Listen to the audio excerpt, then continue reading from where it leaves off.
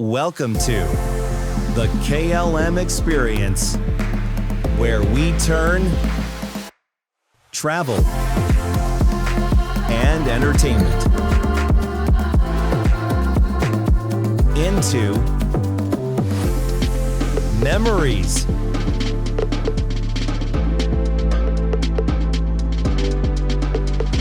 Hello, my name is Linell and I am a travel agent. I own a business called Amusing Travel. It is an extension of the KLM Experience. I like to say where I take travel and entertainment and turn it into memories. So I thought it'd be really cool for me to just make a few videos for all the first-time cruisers that are out there. Nothing you haven't seen before probably, but maybe just a different point of view for it.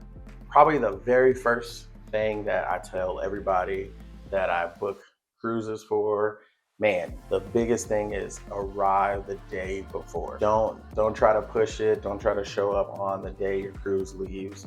To me, the best advice that I've ever given and that I've ever received as far as cruises goes is to arrive a day early. This relieves all of the stress, all of the worry and anxiety of trying to get to the boat on time. I got here yesterday and I was just walking through the airport chilling, and people are running past me like they the McAllisters. Like, what are you doing? Yeah, coming in a day early, it also prevents, gives you that space for if there's ever any delays or, cancellations, you have plenty of time to make moves and make adjustments in order to make sure that you don't miss the cruise. Especially if you didn't use an agent and they didn't encourage you to get travel insurance. Yeah, that's a problem because your money gone. So with travel insurance, that can help cover that. But man, just the relaxation. I mean, I'm leaving from Orlando, so I was able to walk around, hang out, visit some places I've never been. Yeah, so man, book that flight, or if you're driving more than 4 hours, man, just get here the day before just to be safe. All right. My number 2 is passports, man.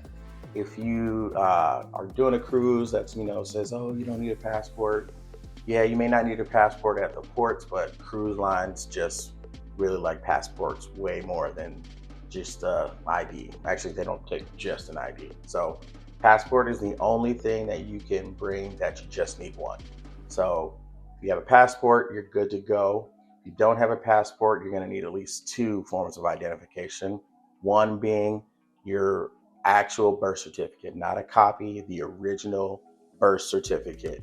And then also some form of ID, like a state ID, military ID, real ID, things like that. Pause, real ID. I was in the airport yesterday and a couple people in front of me, the guy was like, TSA was like, yo, you don't have a real ID.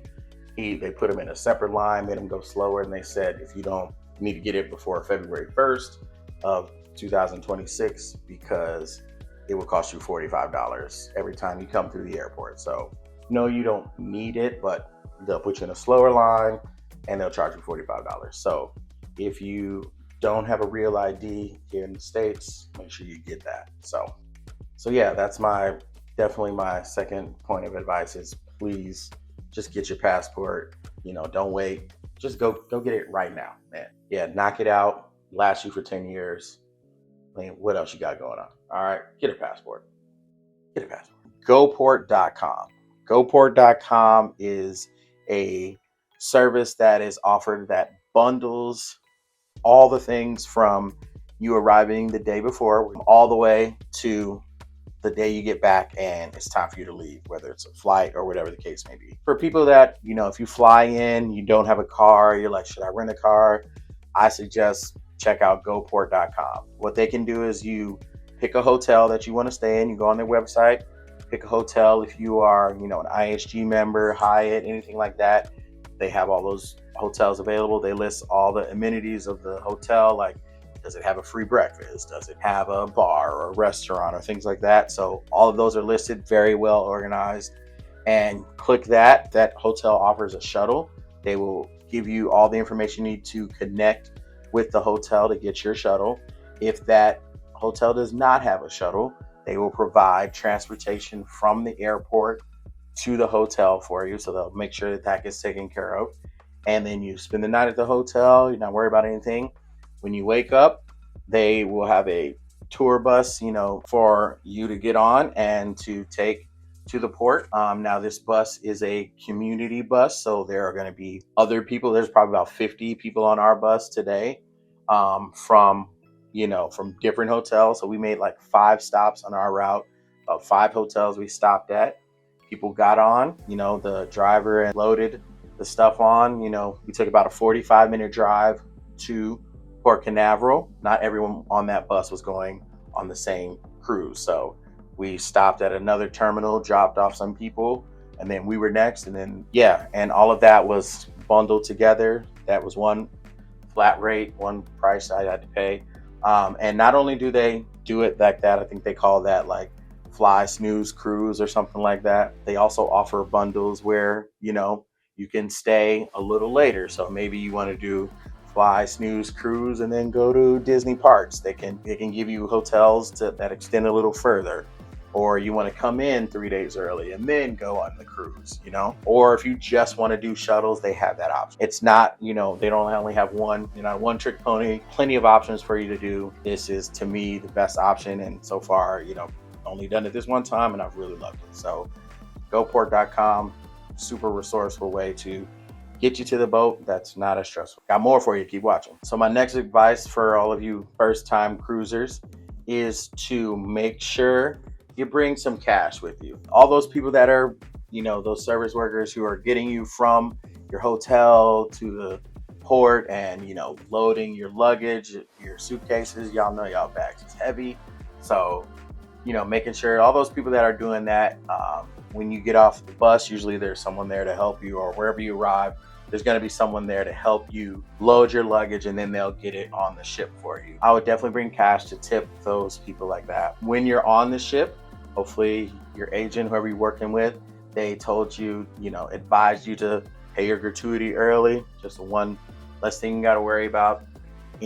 For me, previous cruises I've been on, they decline cash tips. I don't know. That was like 3 years ago, so maybe things have changed. The lady at the who was helping us with our suitcases, she was like, "Y'all not gonna bless me? We blessed you. We gonna get you." And so we did that, but she was very direct with that one. So, but it was cool, whatever. But yeah, as far as on the ship, those people are covered by the gratuity that gets charged to you as once you get on the ship. Again, you can wait to pay it when you're on. When you get off the ship is when they'll hand you a lovely bill, like in a hotel. Hey, here's all the things that you have to pay for, like gratuity, maybe depending on if you had drinks and all that stuff, whatever the case may be. So for me, make sure you have cash to tip those people. On previous cruises, there's a person that turns down your room. They have a section, so you'll see them often. On previous cruises, there was usually like an envelope to rate them, and then if you wanted to leave cash, you could do it that way. That's another way you could do it. When it comes to the restaurants, they're not gonna serve you, in my opinion, they're not gonna serve you like, oh, it's already in the bag. Like, that's not, we just came from dinner and it was phenomenal. BJ, our guy, was awesome, and he gave some of the best service ever. So, because, for them, when it comes to them, ratings matter. So you rate them high, then they can go to, higher quality places, or maybe, I don't know, but they're all about the rating. They will give you good service. They want you to rate them high. So cash for the people before you get on the ship, and, after you get on the ship, maybe in some circumstances for the person that turns your room down, that might come up as far as cash. But always have some on you just in case you want to tip someone like that. So always handy. All right, more to come. Keep watching. Hey, what's up, everybody? It's Linell again. It is day 2. Yeah, day 2. Just got back from the Royal Beach Club, which I had a blast. But I wanted to give another one of those pointers, my advice for first-time cruisers. So for me, I would say, I'm going to say this is the last thing. I might squeeze some more in between. But one thing for sure is, man, have fun. I have been having a blast doing things that I normally wouldn't do, like going to infinity pools. So, man, if you're here, have fun. You will not get to do everything that a ship this size, or that any ship honestly offers. So Don't be overwhelmed with, I'm a planner, I'm a scheduler. Like, don't be overwhelmed thinking, oh, I'm going to miss that. I'm going to miss that. There's plenty to do. So make sure you have fun. Yeah, you may miss something, but all that means is you need to book a back to back with your boy, and then you can just do it again. So, but yeah, have fun. You won't get to do everything. There's going to be stuff you're going to miss, but whatever you do, whoever you're with, just have fun, man. So, and if you want to do it, if you want to go on a cruise or Disney vacation, anything like that, man, don't be afraid to hit me up. Amusing Travel on Instagram, on Facebook, the KLM Experience on TikTok, and I have a website, theklmexperience.com. That's where Lake Collective, that's my music, brand live music style, and then also, like I said, Amusing Travel. Hit me up, love to hear from you, and let's get cruising, let's get vacationing, let's do it. All right, thanks everybody.